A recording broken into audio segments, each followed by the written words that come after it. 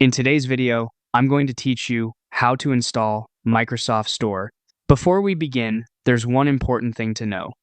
This method only works if the original Microsoft Store package files are still intact on your system.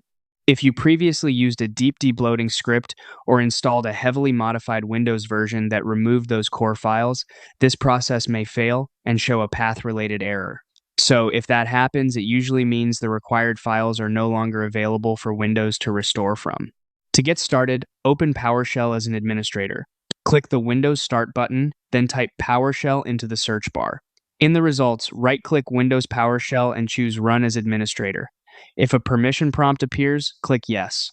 Opening it with administrator rights is important because this command needs elevated access to re-register the Microsoft Store for all users on the PC. Once the blue PowerShell window opens, you'll need to run the reset command.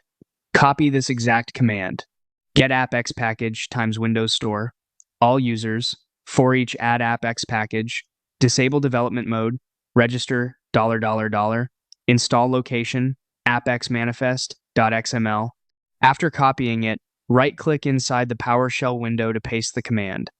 Then press Enter on your keyboard to run it. At this point, give it a few seconds to process. In many cases, there won't be a big confirmation message, so the main thing you're watching for is the text cursor to start blinking again, which usually means the command has finished running. Once that's done, the final step is to reboot your PC. Restarting helps Windows fully apply the change and can make sure the Microsoft Store registers properly after the command completes. If everything went as expected, the Microsoft Store should be restored after the restart.